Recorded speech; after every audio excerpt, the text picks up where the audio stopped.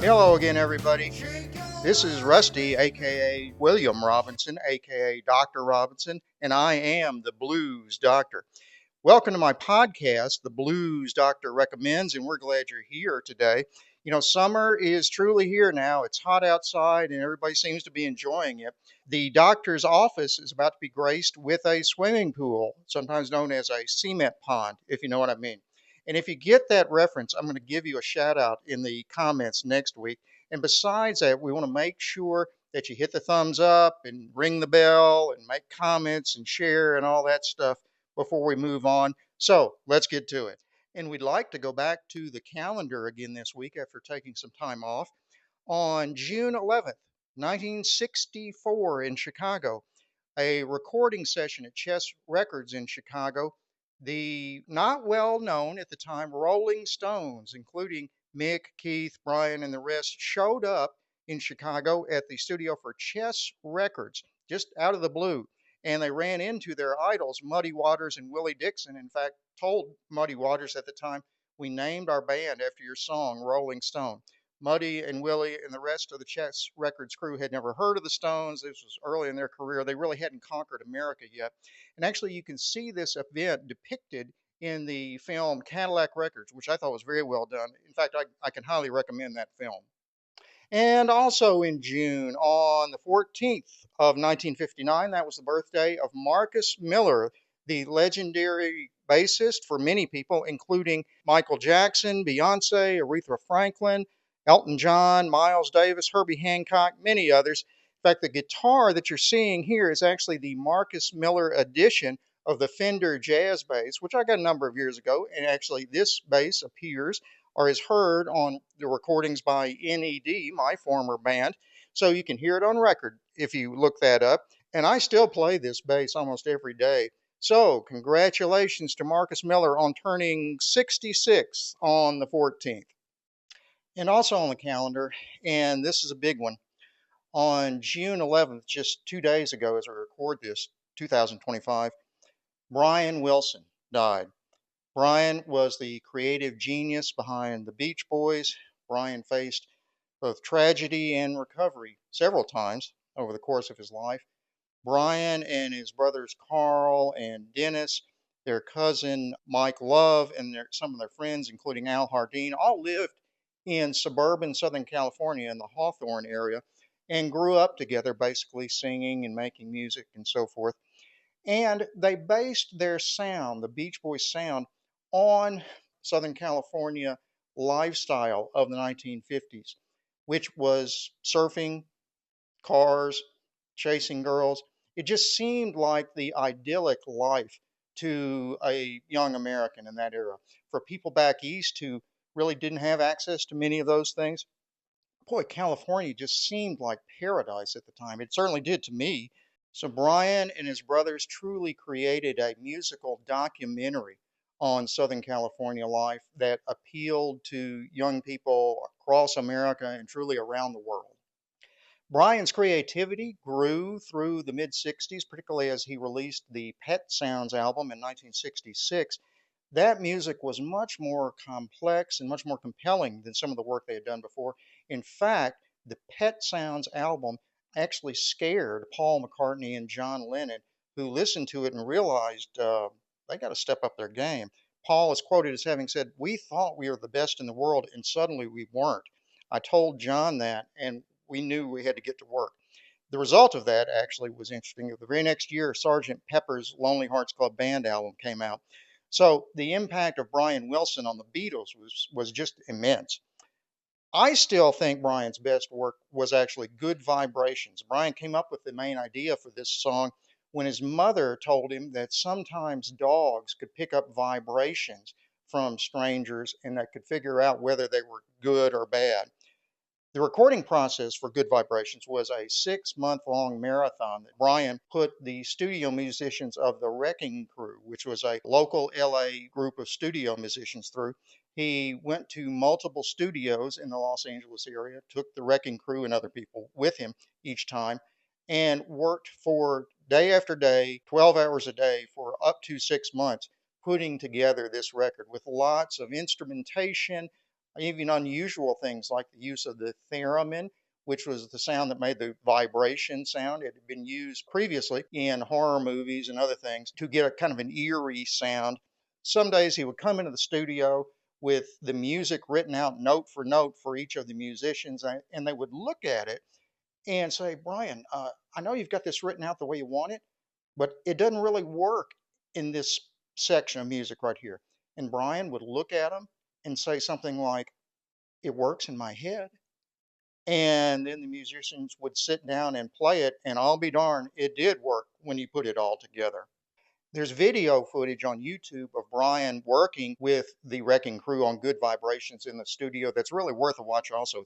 It's fascinating to see this 20-odd-year-old self-trained kid talking to experienced pros, Juilliard-trained guys who think they know everything there is to know about music.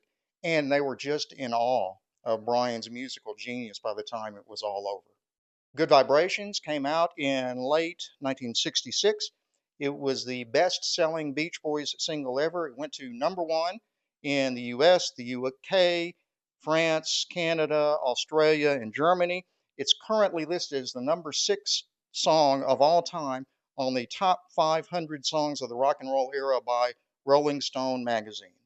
Sadly, Brian suffered greatly from mental illness as well as drug abuse, and he was taken advantage of by a number of people, including several quack doctors who were out to make money from his afflictions. They basically heavily sedated Brian and kept him away from the rest of his friends and families, in fact, becoming his legal guardian at times. After several years of this, with Brian almost completely out of it, his future wife, Melinda, worked with his brother Carl to get control of his estate again, get control of his affairs again, and get him better help. So Brian did start a long and slow recovery. The film Love and Mercy, which was released in 2011, depicts this story very well. And I would encourage somebody to watch that. It's very much worth it. And it gives a much more detailed picture of this time in Brian's life than I'm talking about here. After Good Vibrations, another song of Brian's that I think really demonstrates his genius, at least to me, is God Only Knows, which was from the Pet Sounds album. This song is just stunningly beautiful and amazingly complex musically. The song has been compared to Rhapsody in Blue by Gershwin, among many other classics. In fact, God Only Knows was actually the first song that Paul McCartney played for John Lennon and the one that scared him the most. God Only Knows is listed as #11 on the Rolling Stones top 500 songs, but sometimes I think it should be higher than that. If you don't do anything else this week, go out and listen to God Only Knows and Good Vibrations. If that doesn't make you feel better, you don't have a pulse. On July 6th, 2022, Brian played his final concert live in Michigan, where he was reported to have sat rigid and expressionless throughout the performance. Days later, he canceled the entire remaining tour for that year, with his management citing unforeseen health reasons. During a January of 2023 appearance on a Beach Boys fan podcast, his daughter, Carney Wilson, reported that her father was probably not going to tour or perform anymore, which is heartbreaking. In January of 2024, Melinda, his wife, died at their home. The following month, it was announced that Brian had dementia and had entered into another conservatorship, which began in May of 2024. And then Brian died June 11th at the age of 82. There aren't many people that sacrificed more for their art than Brian, and even fewer whose art meant more to more people. R.I.P. Brian Wilson. And I've got a couple of updates from the medical front this week.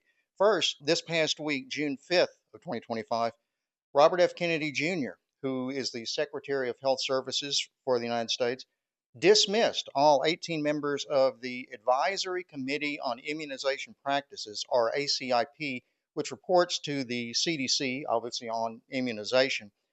He named 8 people to replace them, and he's been heavily criticized by his political opponents for this.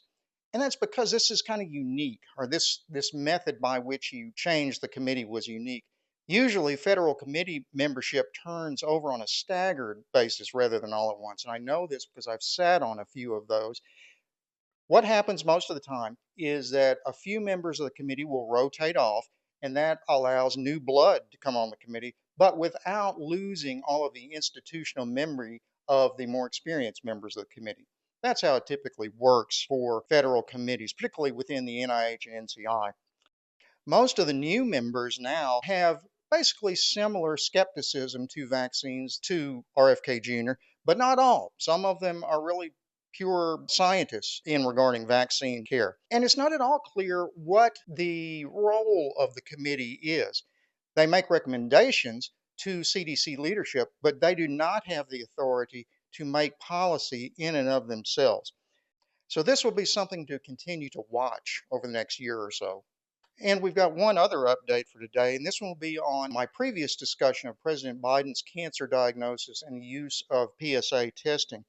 It struck me recently that there's a nuance in this that has been largely overlooked, and that is that the current U.S. Public Health Service Task Force recommendation for PSA testing states that the testing should be discontinued after the age of 70. In other words, to recommend testing to midlife men between 35 and 70, depending on your ethnicity, but not after age 70. Well, President Biden was 81 when he had his most recent physical exam, which was, I believe it was February of 2024. So his doctor would likely not have even recommended PSA testing, and it would have been perfectly appropriate for him not to do so. The rationale behind that is PSA testing, if it's elevated, will potentially reveal small and slow growing cancers that are not going to have any impact on a man who is in his 80s. In other words, he will probably die, a man in his 80s will probably die from something else long before a slow growing prostate cancer catches him. That's the reason that that suggestion is made. The president's physician is a career military man, and I can virtually guarantee that he would follow the recommendations to the letter for a sitting president. So I feel pretty confident he didn't even recommend or offer PSA testing to the president, and that is perfectly defensible. And have you noticed that the initial flurry of criticism of the doctor has died down in the last few weeks? I suspect they've started to figure it out, and they started to realize that attacking a elderly man with advanced prostate cancer, particularly a former president, is not going to score any political points with anybody. The doctor himself has been subpoenaed by Congress, and I suspect they'll probably try to rake him over the coals like most other congressional hearings are. But then after that, it's going to die down, and we're not going to hear any more from it. And to move on, those of you who are regular listeners to our show will know that we typically have been doing a series on high strangeness in New Orleans. We've talked about the Mardi Gras Indians phenomena. We've talked about some of the ghost stories in New Orleans. And today, I wanted to talk a little bit about the Casket Girls of New Orleans and their association with vampires. This has been a frequently sensationalized story, and I heard a recent podcast by my friend Jessica Jones, who is also known as the Cryptid Huntress. And I thought I'd try to clarify it a bit here today. The story goes like this: the French colony of New Orleans was created in 1719, and at that time it was something like 90% male. It was sailors and pirates, probably, and other people who were willing to leave Europe and come to what would be the United States and try to make a life for themselves. So there weren't many women at that time. Because of that, the King of France at the time, who was Louis XIV, decided that one way to get more women into the colony that would be eligible for marriage and creating families would be to send some women over there. Well, who are you going to send to this new colony? Well, the people who really didn't have much choice about it. So the king proclaimed that women who were in jail, or prostitutes, or any other, quote, sinful women would be the ones who would be sent to New Orleans. And they were. In 1728, they first arrived in New Orleans with their suitcases or trunks. And the translation of that in French is cassettes, which was misinterpreted to be described as caskets. They didn't look like caskets at all. They just looked like wooden trunks, like many people of that era and beyond had at that time, specifically for the purpose of a young woman who was going to live a new life and was going to need things to get married, to establish a new home, and so forth. So these young women came from France by boat to New Orleans that year. And there were some peculiarities about them that kind of lead to this story. They, as I said, were probably not the best citizens of France at the time. They probably were a little undernourished or had other health problems before they came. So then they ride on a boat for 3 months, most of the time below deck, without adequate food, probably without vegetables of any kind. So they get to New Orleans, and when they get off the boat, they're described as being very pale, very thin, almost sickly looking. Some of them even had some sores or ulcers on their skin, all of which could probably be attributed to the fact that they weren't eating well, they had vitamin deficiencies, and they hadn't been out in the sun in a long time. At any rate, once they got to New Orleans, they were taken in by the nuns of the Ursuline convent. The Ursuline convent had been in New Orleans already, and it's been there for a long time. Actually, the convent itself, the building itself, is still there and is one of the oldest buildings in town, one of the oldest buildings in the whole Louisiana territory.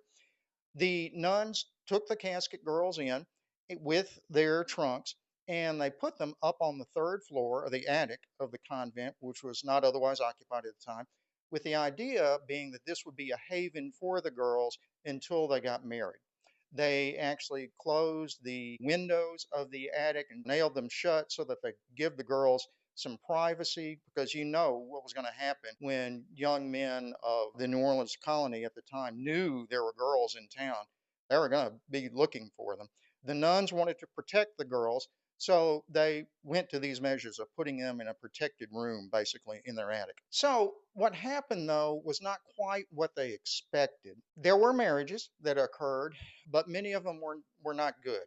The girls were often mistreated. Some of them just ran away. Others resumed their practice of being prostitutes or drinking heavily or many other things. In response, King Louis XIV decided to end that program and recall the girls from New Orleans back to France.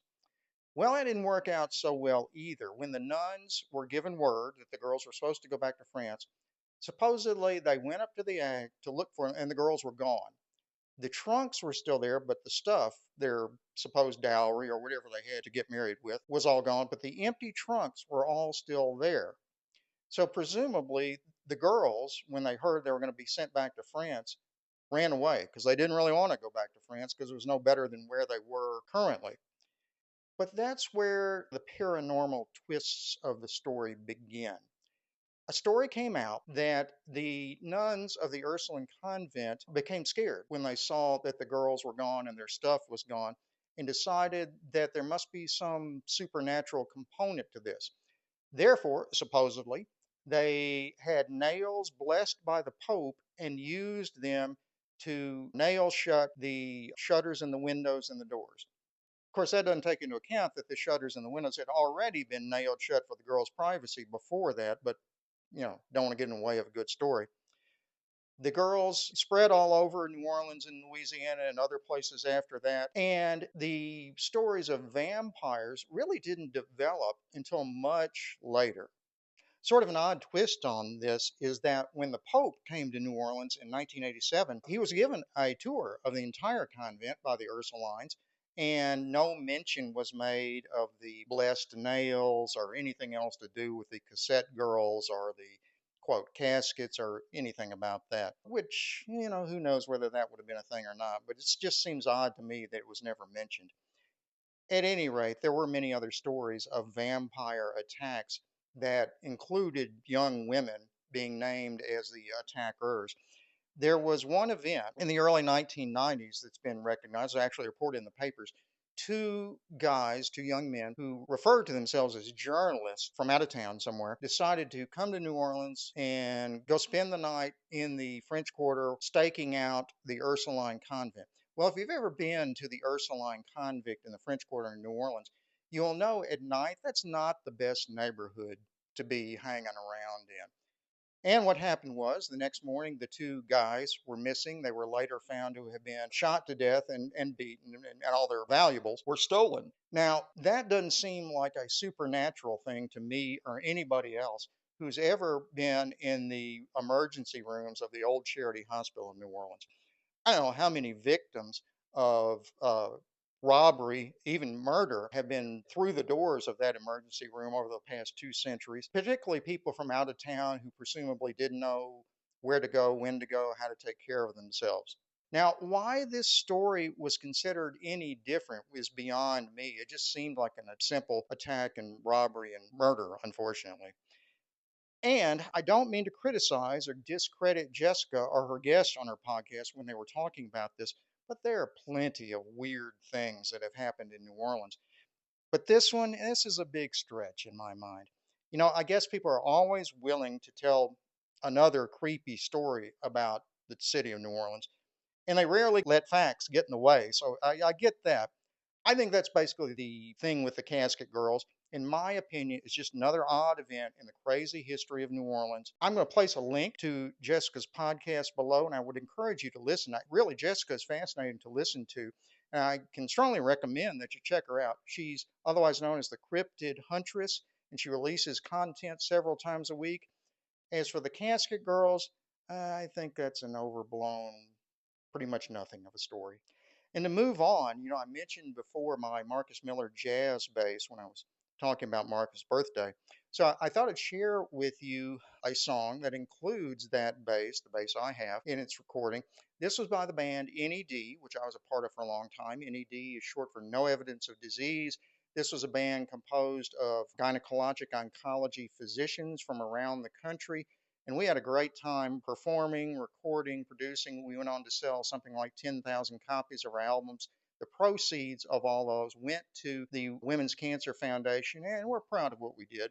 So this song came from NED's first self-titled album, and the song itself is called Life Force.